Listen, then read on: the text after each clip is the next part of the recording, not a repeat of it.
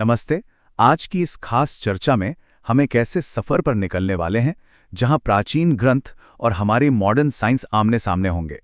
हम उन original sources और डेटा का गहराई से विश्लेषण करेंगे जिन्होंने इतिहास को देखने का हमारा नजरिया ही बदल दिया। और हाँ, इस पूरे सफर को एकदम जीवंत बनाने के लिए हम मॉडर्न 3D पिक्चर्स और समुद्री डेटा के आधार पर तैयार किए गए विजुअल्स का भी पूरा इस्तेमाल करेंगे। तो चलिए, बिना किसी देरी के सीधे टॉपिक पर आते हैं और इस गहरे रहस्य से पर्दा उठाते हैं। स्क्रीन पर जो सवाल है वो काफी दिलचस्प है। क्या श्री कृष्ण की द्वारका महज एक कहानी थी या एक ऐतिहासिक सच? देखिए, सदियों तक दुनिया भर के इतिहासकारों ने सोने की इस भव्य नगरी को सिर्फ एक माइथोलॉजी माना। उनके लिए यह महज एक कहानी थी जो बस किताबों के पन्नों तक सीमित थी। लेकिन फिर 1983 में कुछ ऐसा हुआ जिसने पूरी दुनिया को चौंका दिया। अचानक से जिसे लोग सिर्फ एक कल्पना मानते थे, उसके पक्के भौतिक सबूत दुनिया के सामने आने लगे। पहला भाग, समुद्र में दफन रहस्य। तो आइए इसे ऐसे समझते हैं।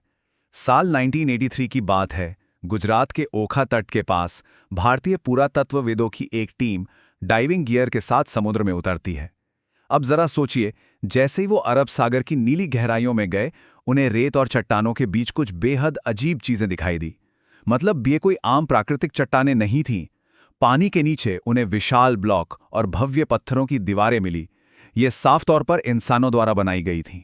और बस उसी एक पल ने इस बहुत बड़े सवाल को जन्म दे दिया कि क्या सचमुच समुद्र की गहराइयों में एक पूरा का पूरा शहर दफन है। दूसरा भाग, भव्य स्वर्ण नगरी का निर्माण। अगर हम प्राचीन ग्रंथों की मानें तो जब श्री कृष्ण ने कंस का वध किया, उसके बाद क्रोधित होकर जरासंध ने मथुरा पर एक या दो नहीं, पूरे 17 बार आक्रमण किया। अपनी प्रजा को सुरक्षित रखने के लिए श्री कृष्ण को एक नई जगह की तलाश थी। उन्होंने समुद्र के देवता वरुण देव से प्रार्थना की और समुद्र के बीचों बीच 12 योजन यानी करीब 153 किलोमीटर की जमीन हासिल की। अब यहाँ सबसे ज्यादा ध्यान देने वाली बात यह है कि यह पूरी नगरी समुद्र से निकाली गई भूमि, जैसे आज हम रिक्लेम्ड लैंड कहते हैं, उस पर बनाई गई थी। ग्रंथों के मुताबिक इसका निर्माण खुद भगवान विश्वकर्मा ने किया था। और हाँ, ये रिक्लेम्ड लैंड वाला जो पॉइंट है ना, ये आगे हमारे साइंटिफिक विश्लेषण में बहुत बड़ा सबूत बनने वाला है। स्क्रीन पर ये जो नंबर है 9 लाख, ये सच में हैरान करने वाला है। भागवत पुराण के दस्तावेज बताते हैं कि द्वारका कोई छोटा मोटा शहर नहीं था।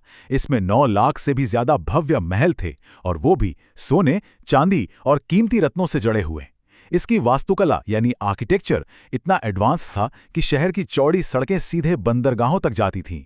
यहां तक कि शहर में एक बहुत ही हाईटेक सिंचाई प्रणाली भी थी, जो उस जमाने के हिसाब से लगभग नामुमकिन मानी जाती है। तीसरा भाग, श्राप और नगरी का अंत।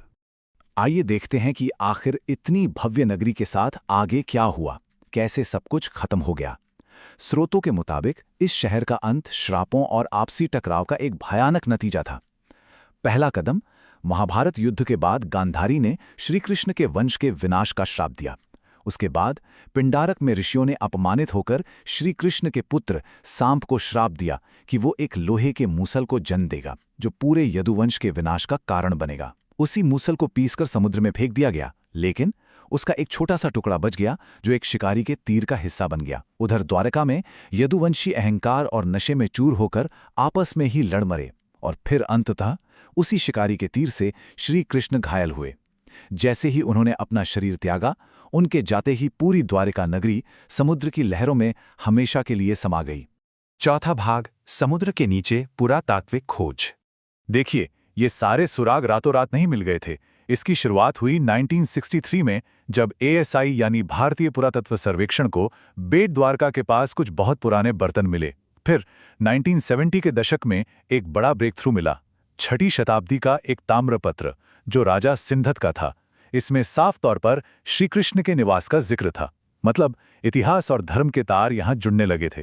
फिर 1979 में डॉक्टर SR राव ने भारत में मरीन आर्कियोलॉजी की नींव रखी, और 1983 से 1992 के बीच अपने अभियानों में उन्होंने पानी के नीचे से एकदम ठोस भौतिक साक्ष्य खोज निकाले।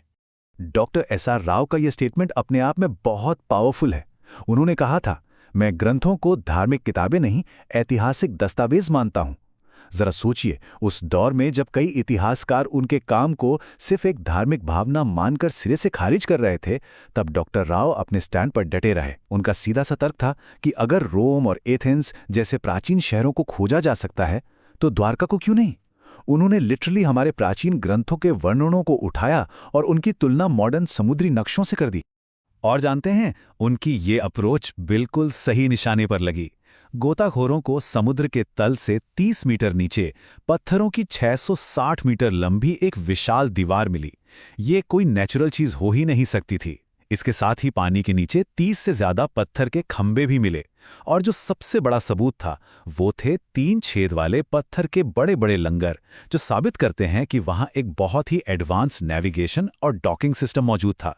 जब इन कलाकृतियों की कार्बन डेटिंग की गई तो पता चला कि ये करीब 1500 ईसा पूर्व से 3000 ईसा पूर्व पुरानी है। 5वां भाग, विज्ञान ने खोजा असली सच। अब एंट्री होती है 21वीं सदी की हाईटेक साइंस की।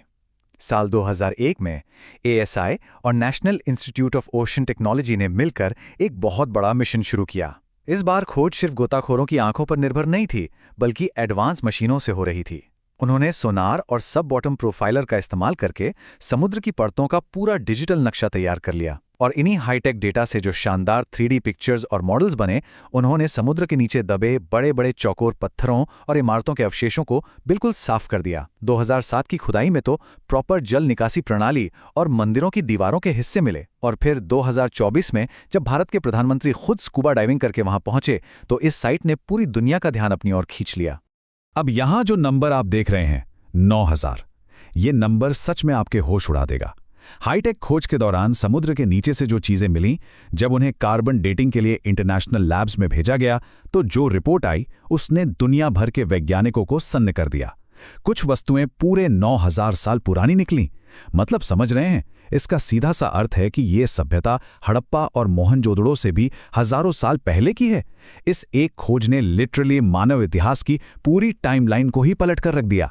अब इस स्लाइड को ध्यान से देखिए, क्योंकि यहाँ प्राचीन ग्रंथ और हमारी मॉडर्न साइंस बिल्कुल एक ही बात कह रहे हैं। एक तरफ बाईं ओर हमारी पौराणिक कथा है जो बताती है कि द्वापर युग के अंत में पूरा शहर समुद्र में डूब गया, और दाईं ओर हमारे पास जियोलॉजी और सी लेवल राइज थ्योरी का एकदम सॉलिड डेटा है। अमेरिकी शोधकर्ताओं ने अपने डेटा के जरिए ये ट्रैक किया है कि आज से करीब 9000 से 5000 साल पहले समुद्र का जल स्तर अचानक से कई मीटर ऊपर उठ गया था, और दुनिया भर में उस समय एक बहुत बड़ी सुनामी आने के पक्के सबूत भी मिलते हैं। तो इसका मतलब क्या हुआ? इसका मतलब यह है कि पौराणिक कथाओं में जिस विनाश का जिक्र है वो महज एक कहानी नहीं, बल्कि एक भयानक प्राकृतिक आपदा थी, जिसे आज हमारी साइंस और ये बेहतरीन 3D मैपिंग पूरी तरह से सच साबित कर रही है।